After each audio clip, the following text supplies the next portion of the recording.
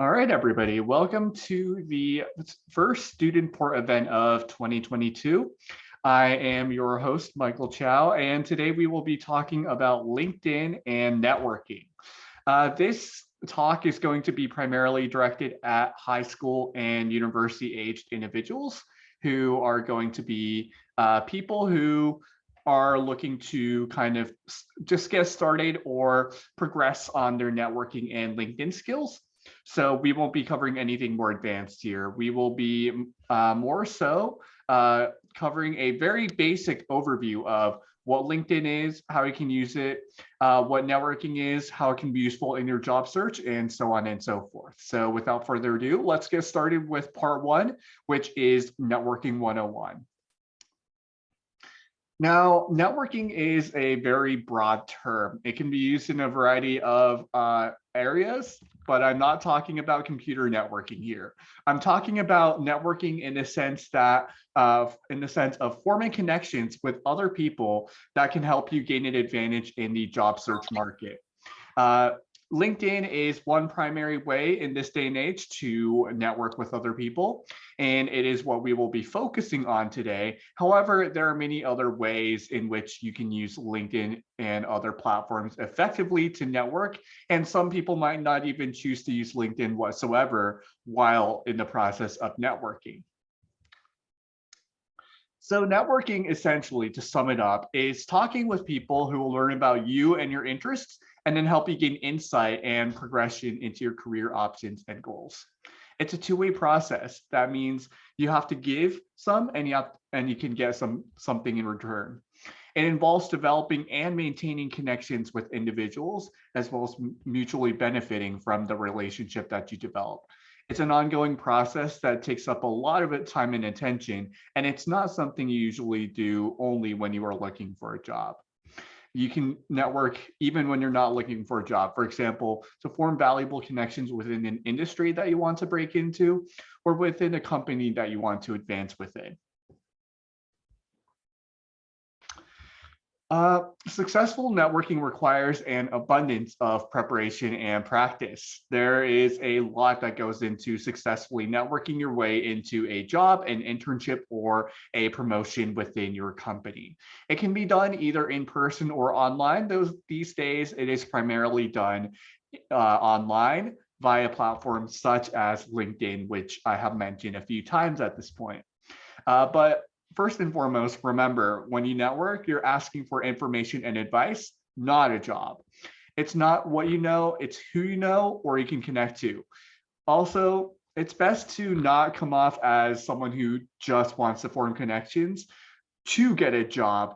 It's best to form connection with someone in order to get information, advice, and expertise from them, and then ask them for a referral or an opportunity to get a job. Networking is so important because it's probably the single most effective method that you'll use to advance your career. While networking might not be the single thing that really gets you a job, it does play a major role in a majority of hiring decisions.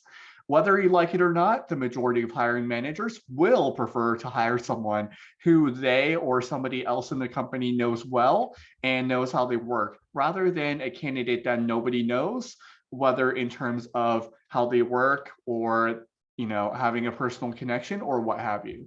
Many job vacancies out there aren't even advertised or are only advertised because it's illegal to not do so, but instead they might be fulfilled internally or through some form of personal or professional referrals. Employers, as I mentioned, much prefer to hire candidates who they have already met or those who have been referred by a trusted source.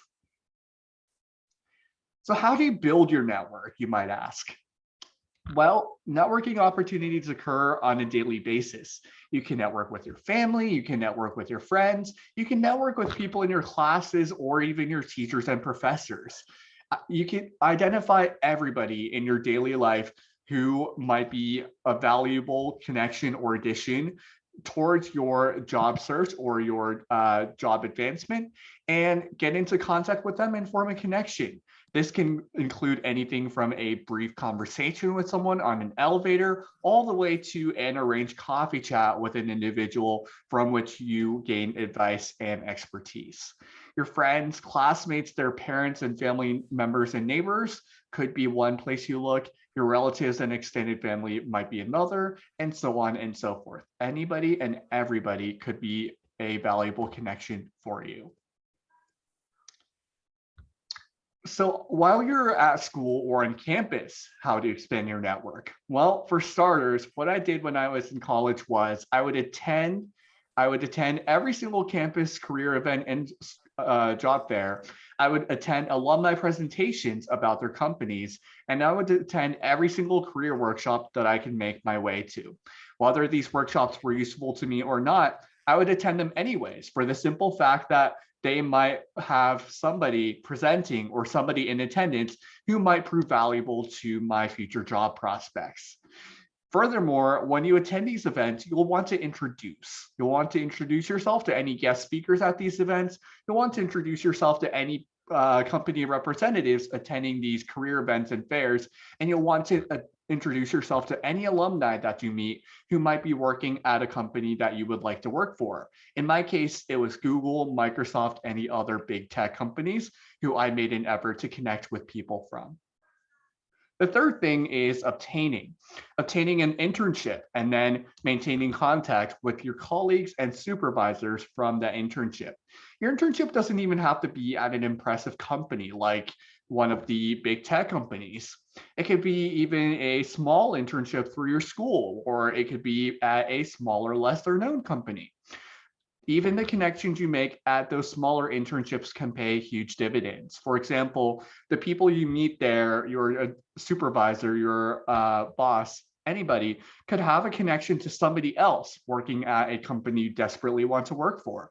They could write you a recommendation letter that might prove instrumental at getting you that next job, or they might be able to help guide you and help you hone your skills in order to get that next job you really want. In accordance with that, you really want to take advantage of all the opportunities you can. The one example I have written down here is job shadowing programs. Job shadowing programs can be a huge way to get a foot in the door at many big companies. You can do something called an externship at many big companies in your local area, which will allow you to get a sense for what a company does, what an employee in your desired role might do on a daily basis, and what qualifications you need to gain a foothold into that role. After that, you'll want to identify contacts by researching, by forming connections on LinkedIn, by searching publications, employer websites, alumni magazines, and library resources. And lastly, you'll want to create a LinkedIn profile, connect to those contacts that you've identified, and join different groups as appropriate to form new connections and learn more information. So that's pretty much it for networking. That was a very, very basic overview of what networking is and what it can do for you. So let's go on to a very brief overview of LinkedIn, which is the biggest and, in my view, probably the most bang for the buck networking platform or method out there right now. This is a little bit of an outdated PowerPoint. I will note that right now. This is from around a year ago when I was the president of a group on my campus. However, 99% of the points made within this PowerPoint are still very valuable in your day-to-day life. So the objectives we have for our LinkedIn part of this presentation are to develop, grow, and build. We want to develop a stellar professional profile with skills and accomplishments that represent you. We want to grow your professional skills every single day by taking advantage of your connections and using them to hone your skills and stay informed on the latest news and insights. We want to build your skills, your online brand, your opinions, and your leadership through your audience from the latest industry news and connections. Your professional brand is critical to networking on LinkedIn. You want to build a unique brand for yourself that sets you apart from everybody else. This is the key to all new opportunities to build yourself up and to set yourself up for success. This will give you credibility, this can drive referrals, and this can attract new contacts that can prove valuable in your networking journey. So the first thing that you want to do to have a good LinkedIn profile is not actually creating a LinkedIn profile. It's having a good resume. The three most important resume items for anybody looking to get a job is a professional profile. That can be a personal website, that can be a LinkedIn link, that can be a GitHub, that can be a professional email address, just somewhere that people can reach you or find out more information about you beyond your resume. The second thing is experience. Education doesn't really matter as long as you have an education. People don't really consider a degree from, for example, Penn State University to be all that different from a degree from, for example, your local community college, as long as you have the qualifications and the skills needed for the job. While there might be some value in some colleges for networking purposes, such as Ivy Leagues, in general, a good employer will not care so much about your education. They care more about your experience. Your experience can include a multitude of things. It can include both formal job type positions and other relevant positions in the industry. This is my resume from approximately a year ago. It includes my experience with Major League Hacking as a hackathon coach, my experience with a nonprofit as its executive director, and my position within a lab on my campus as a research assistant. You'll notice that only one out of those three positions was an actual formal job position, the bottom one, because your experience doesn't necessarily have to be a formal job. Personal projects are nearly as valuable as experience in terms of mini jobs. For example, software engineering or any technical job out there. You'll want to show off things that you've done, the impact and application of the skills you've gained, as well as what you did with the skills that you gained throughout that experience. For example, I include my experience with my school's developer student club here, as well as my experience with a couple different organizations that I helped lead. These show my skill in terms of leadership, in terms of developing a website, as well in terms of connecting with and engaging with different recruiters. You want to show a diversity and a depth of skill here that recruiters can use to determine whether you'll do well in the position that you're applying for. And lastly, you'll want to include skills and abilities as well as awards and recognitions as a little bit extra to really give that leg up for yourself on that skill or job that you want to prove. So this just goes over the different aspects of the resume that I just really went over briefly just now. And then we get to your LinkedIn profile. Once you have a good resume, it's time to start on your LinkedIn profile. This is a screenshot of my LinkedIn profile approximately a year ago when I was a junior in college. The most critical things that stand out in a good LinkedIn profile are the following: a professional headshot that clearly shows your professionality. It needs to be clean, it needs to stand out, and it needs to match with your custom banner image. I know that mine doesn't match so much with my own custom banner image, but ideally, to make it perfect, you'll want to make it match with your custom banner image. You'll want a succinct, unique headline. You'll want a headline that people can glance at and they can get an idea of what you do. Something that grabs attention and that quickly and succinctly emphasizes your goals, passions, and values. For example, here, if you briefly look at my LinkedIn headline, you'll know that I'm a coach, I study IST at Penn State, and that I'm a passionate mentor, builder, and entrepreneur. That headline isn't as good as it could be because of my lack of professional experience at the time. However, without any professional experience, it's about as good as it'll get. On the right side, they'll also see your latest company as well as your education. It'll show the latest company you're currently at or you have worked at in the past, as well as what college you went to. You'll want to make sure the correct ones show up here. I've seen profiles where people try to manipulate the bottom one into showing Harvard or MIT or something when they only took maybe one single online course at those institutions.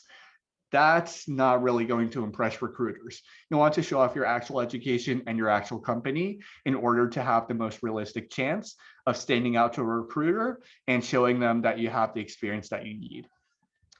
And at the bottom here, recruiters who see your profile will see what positions you set for your open to work status. If you're looking for a job, it's best to click on this button right here and indicate that you're open to work for several different positions so that recruiters can see this and reach out to you for those roles.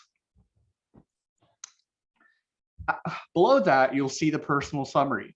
You'll want a succinct yet compelling summary that pitches yourself and summarizes your accomplishments. This should be very, very short, about the length of a tweet. This shouldn't be longer than 40 words. It shouldn't be longer than it should be longer than 40 words, but no longer than a paragraph. You'll want to include different keywords in your industry, but don't overfill it with buzzwords. That just turns people off. You'll want to indicate your current career status as well as whether or not you're searching for a job. And below the about, you'll see the featured content. You'll want to feature content here, if possible, that you've created or contributed to. First and foremost should be your resume for people to download and for people to view.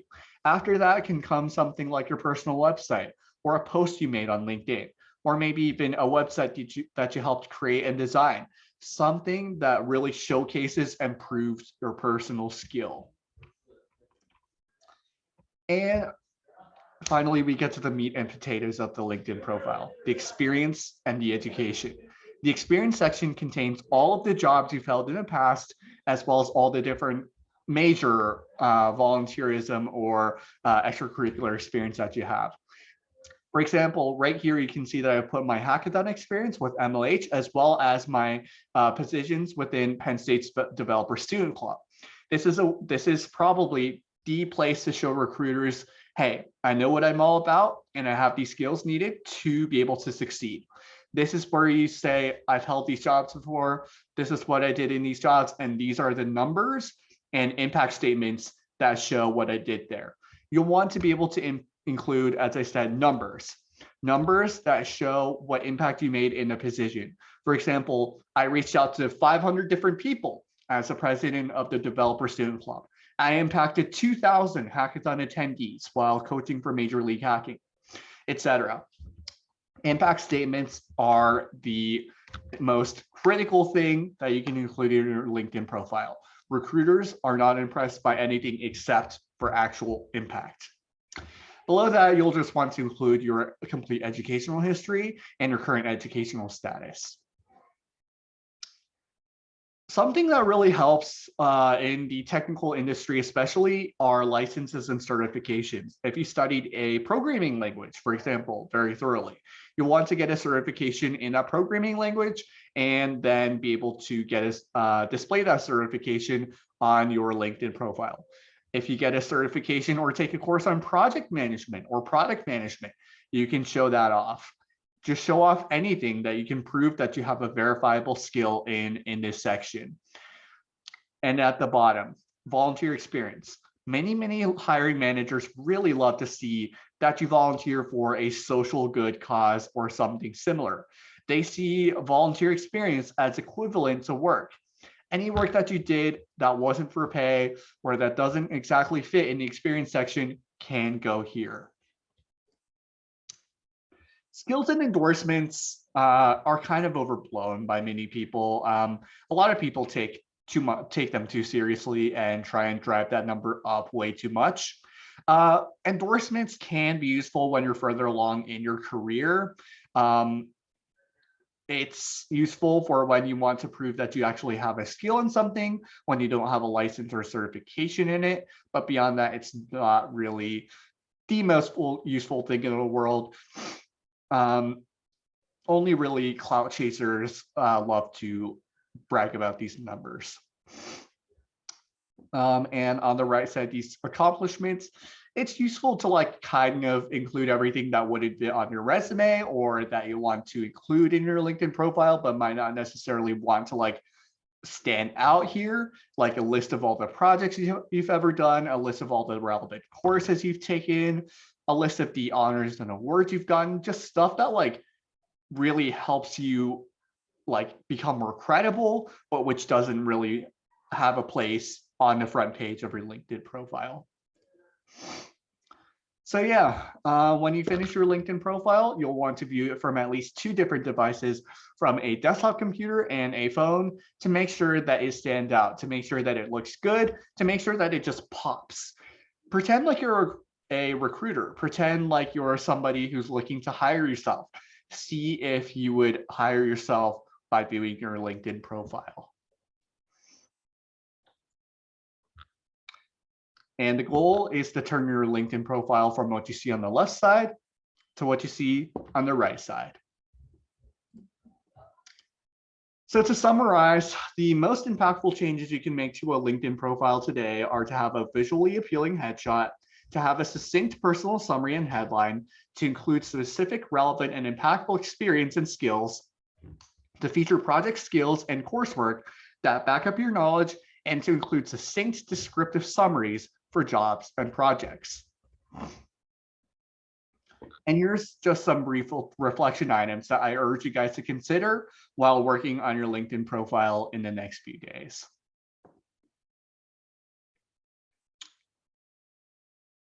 And with that, I'm going to transition over to doing some resume and LinkedIn profile reviews if anybody wants to do so. Also, feel free to shoot me any questions in the chat. We'll also use this period of time as a Q&A. So if you want me to review your resume or LinkedIn profile, shoot a chat message. If you have a question that you'd like to be answered, also shoot a chat message.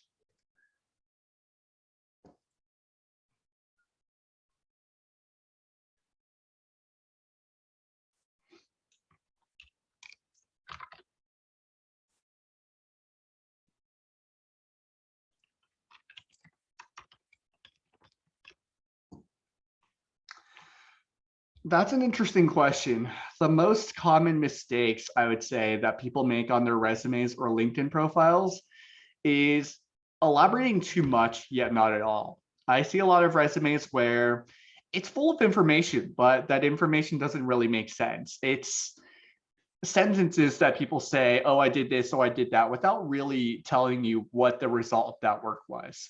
You want to focus on impact statements and numbers. Anywhere in life, the most useful thing you can bring to any table is proof. Numbers and impact statements constitute proof in the job search and networking world of your skill.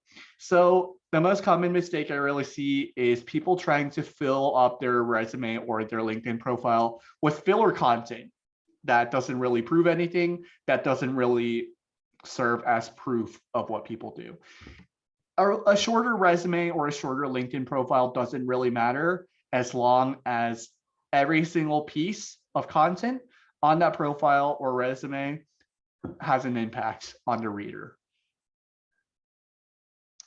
Sure, I'll review your LinkedIn profile. All right. So Mohammed, I see that you are a student at Penn State. So the first thing I see is your, as I said, your profile and your header image.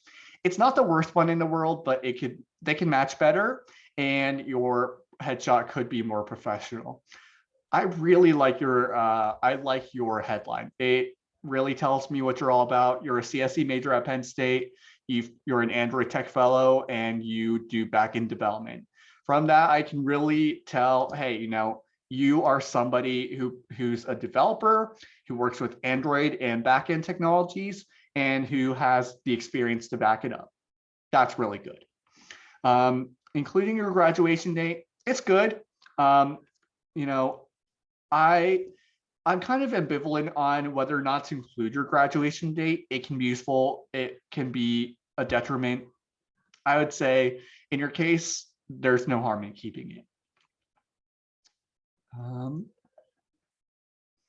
All right. I'm a computer.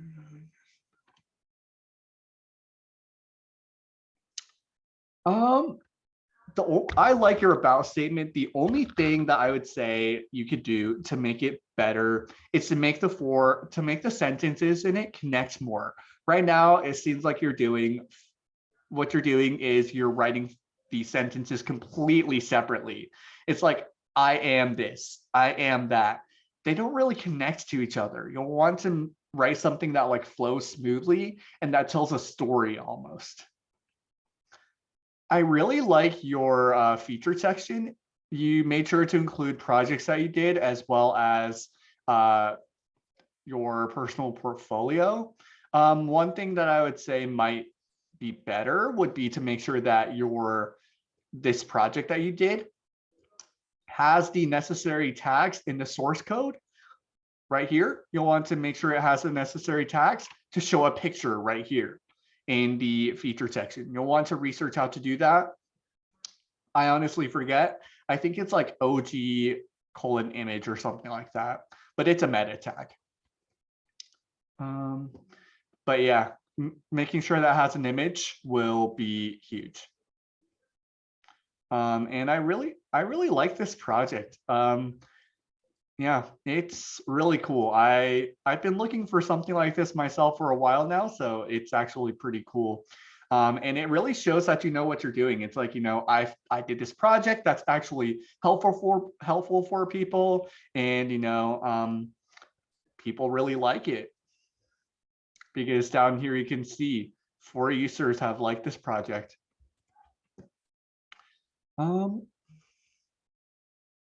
Yeah, here you include a very, very relevant experience. Like, these two are both very, very impactful, and you do include some numbers here. You do include some impact statements like brought up student enrollment. I would say the only thing you could do better here is include more numbers, like brought up student enrollment by how much percent, like 50%, 30%, something. If you can find more numbers to put in there, that's huge. But yeah, this is already really good. And the bullet points you have already really make a good statement. But yeah, like once you have another piece of experience to like put alongside these two, I would say the first thing you could delete is this one right here. And the second thing you could delete is this one. Like, these two help out, but they're not relevant to the job you want to look for, I assume, which is in the software industry. Yeah, I really like all of this stuff. This is pretty good. And yeah, the fact that you have a bunch of licenses and certifications here, super, super impactful. So, all of this stuff, very, very good. So, maybe not include the Microsoft Word, Microsoft Excel, etc., because that might be like extraneous. But other than that, I would say maybe include, apart from like all the technical stuff, maybe some soft skills like leadership, or maybe like, collaboration, soft skills that really stand out. I like the projects. The projects are really nice. Yeah, all of this, I really like this profile. I actually didn't know that these appeared separately instead of together at this point, because they used to appear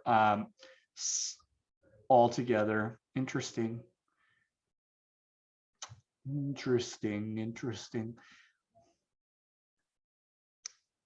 But yeah, overall, I really like your profile. If I was a recruiter, I would probably give you an interview after looking at your profile.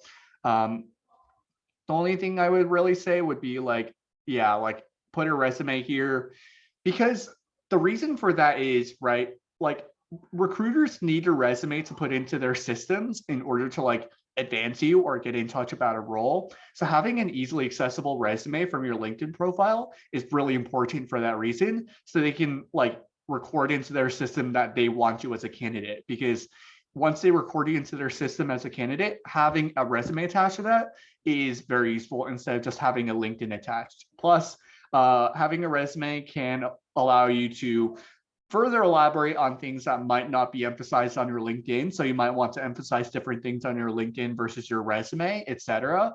So having a resume within easy access on your LinkedIn can be very useful. like I do up here, right here. Actually don't have my resume here, which is weird. I thought that I did, but in terms of address,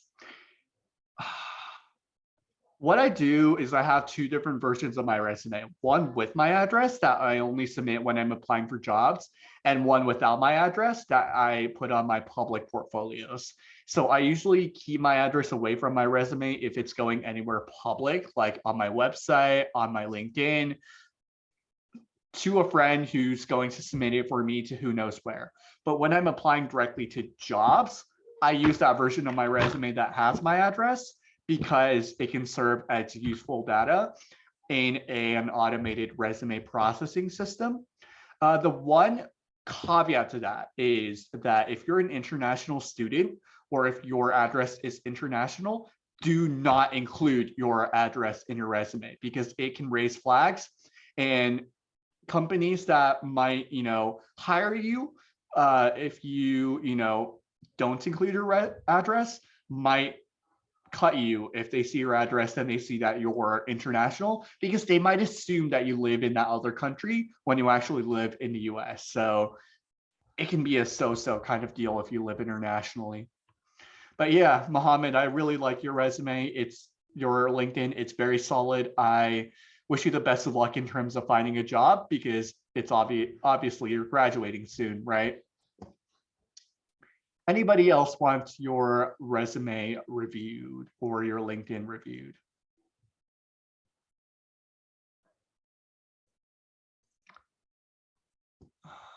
I'm actually going to have to re-add my resume here, but anybody else want me to look at your LinkedIn or your resume really quickly?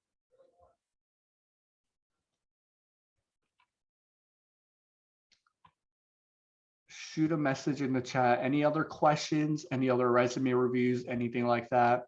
I'll give it about 2 minutes and then I will wrap things up. In the meantime, I'm just going to give a very brief review of my own LinkedIn, primarily the faults. I haven't gotten my custom header image design quite yet, so it doesn't match with my profile picture, but I tried to find one that fits the most.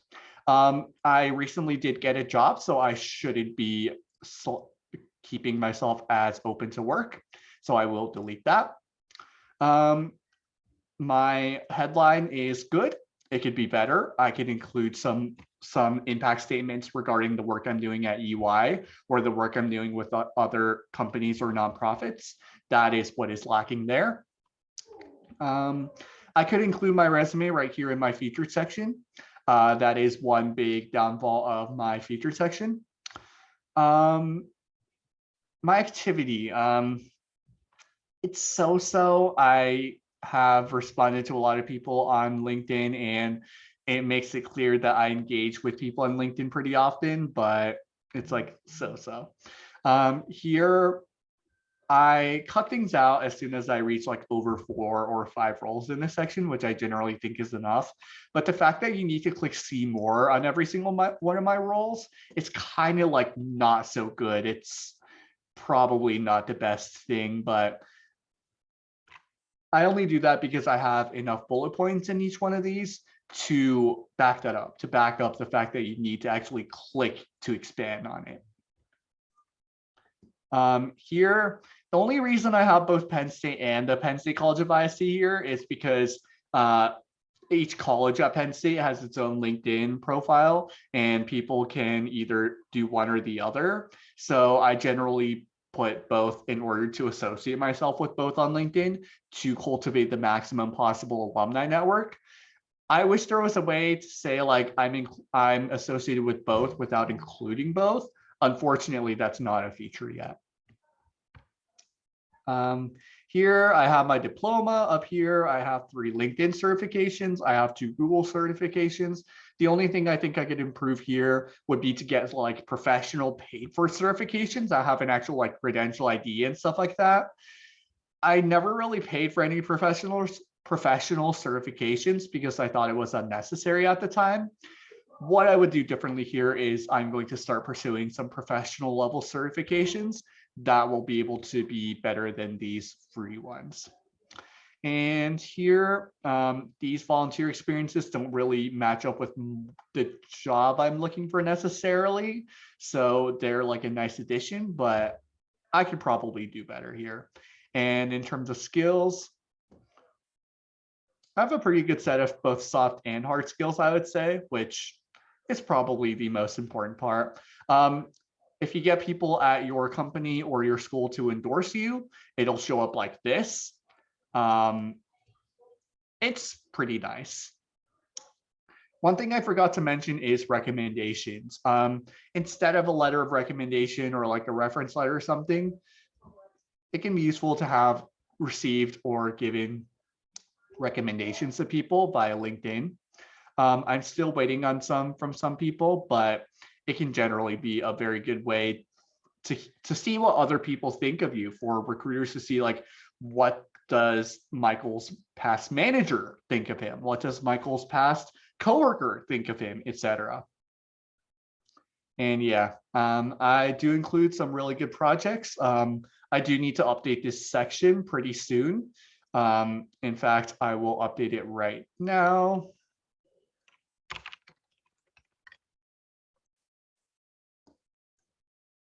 But yeah, I generally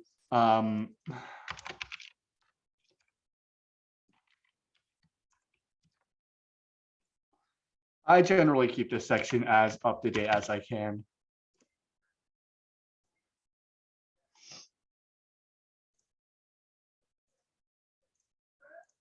I'll add the URL in the description when we actually have one.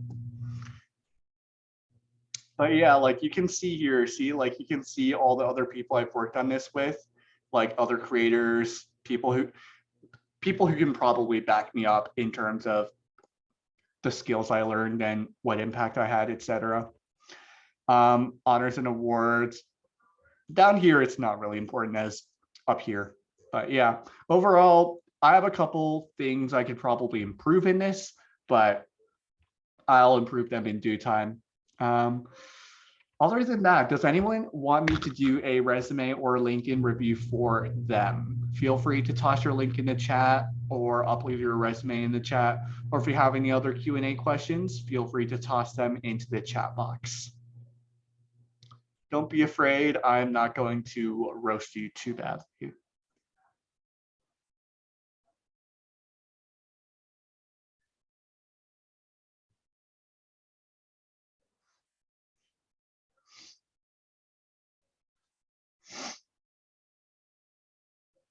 Yeah.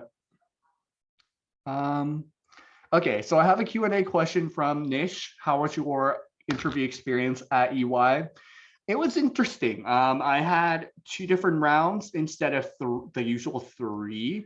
The first one was technical knowledge. Usually for these types of roles, they do like a leak code kind of deal where they, have you solve algorithms and stuff like that. I was only asked to do a whiteboard interview where I got questions asked of me and I had to solve them on a whiteboard or verbally, which was easy enough. But for anybody looking for a software type job, I would recommend going deeper into leak code.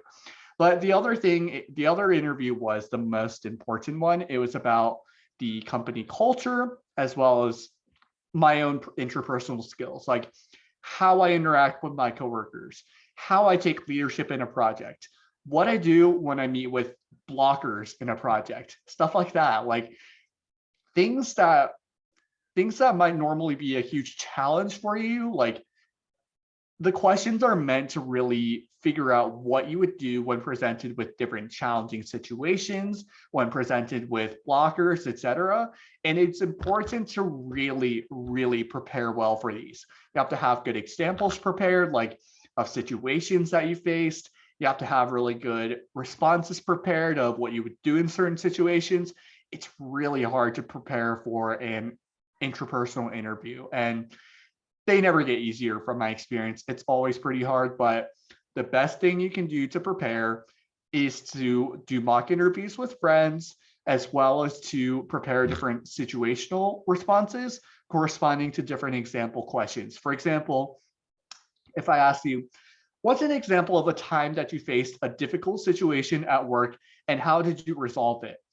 You would want to come up with a ready to go answer for that question. But yeah, Garrett, let me pull up your resume and we will take a look. Please excuse my mess. That's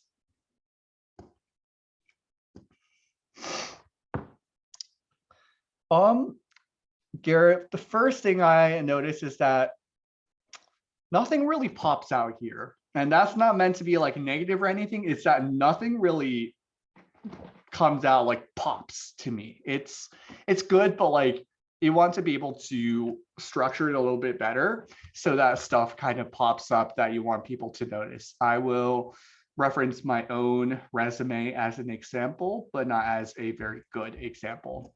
So like experience, education, technical skills, like the different headers pop up, my name pops up, etc. Which I mean, kind of is accomplished here, but in a weird way because it's like right above a ton of empty space. Your personal summary, I would say, I don't know whether you would keep it, but I'd say keeping it right now would be good.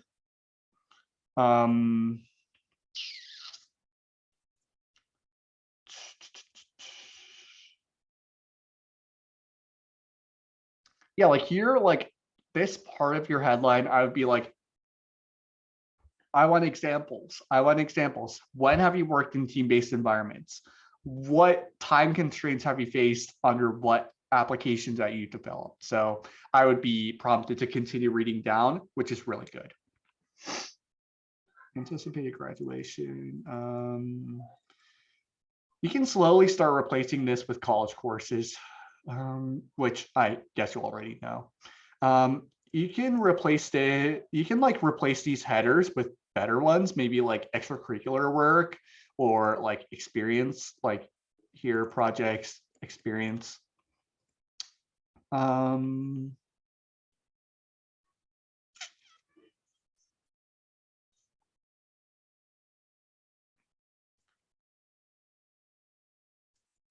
By the deadline, that's kind of vague. You want to say like within a 3-week time frame, within a 3-month time frame. What kind of time constraints were you against? I like this. This makes it pretty clear, like you won first place for this, which is really good. You say you utilize these, but did you really learn anything new from it? And yeah, this work experience, it's good for now. It shows that you have the ability to work well within a team. It shows that you have good customer service experience. If you're applying for like a job on campus, like at the dining hubs or something, it's really good to include that there. But if you're applying for like an internship, if you have any better experience, include that. But yeah, like this also goes into the fact that you should include different things on your resume for different jobs. Personally, if I'm applying for like a customer service job, my resume would be different than when I'm applying for like for example, like a programming job. So like I have different versions of my resume for like different jobs I'm applying for. I have a friend who's an actor as well as a software engineer, and they have an actor resume and a software engineer resume. But yeah, everything looks pretty good. This is a really good starter resume as a freshman. So congratulations on that. If I can dig up my old resumes, mine will probably be quite a bit worse. Let me see if I can dig up an old one. Nope. Old resumes.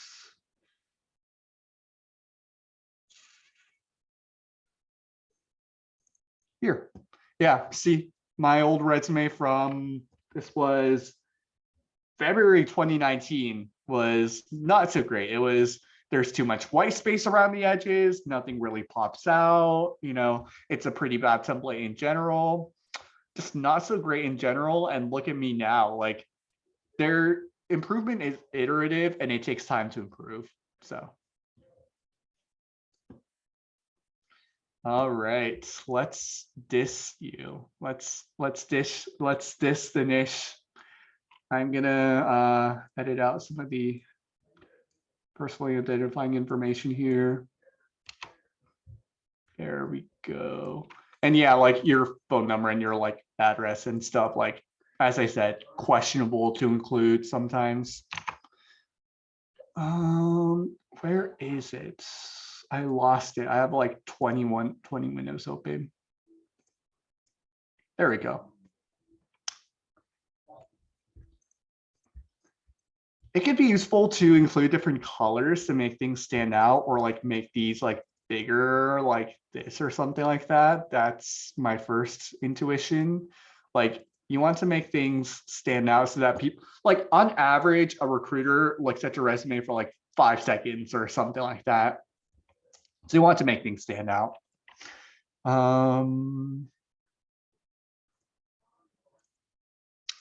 Yeah, like it's very wordy. This is a giant block of text. It took me a little bit of time to understand. But um this is just a me thing. I really, really hate like having a lot of white space at the end of a bullet point like this. That's just me though. I try to make it so that like people I try to make it so that like it fits very nicely on one line or like 2 lines like that. Like it fills up a line. So I mean that's just a me thing. But and the fact that it's 2 pages is kind of questionable. Usually people like the fact that you can fit resumes on like a single page. I would say maybe what you could do is like shorten this, or like, I mean, if you're applying for like a software developer job, for example, Best Buy might not be the most useful. And just like that, you're down to a page. But yeah, like it needs to be a page. You want to be very succinct. You want to make things stand out like that, like with the size and how the text is laid out, stuff like that. But yeah, this number right here, really good. I like that.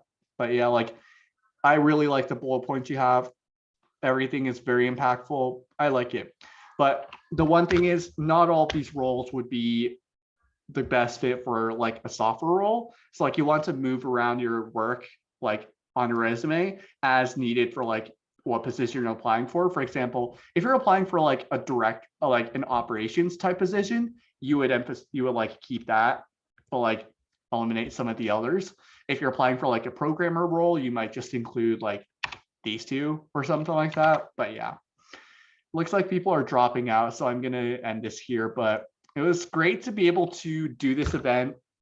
I'm really happy that I was able to share my experience with networking and resume reviews and LinkedIn. And yeah, just reach out to me. You know, all of you know where to reach me if you have any other questions. So thanks everyone, and thanks to my friends at We Are Living for showing up, because otherwise this would have been quite an empty event. All right, see you guys later.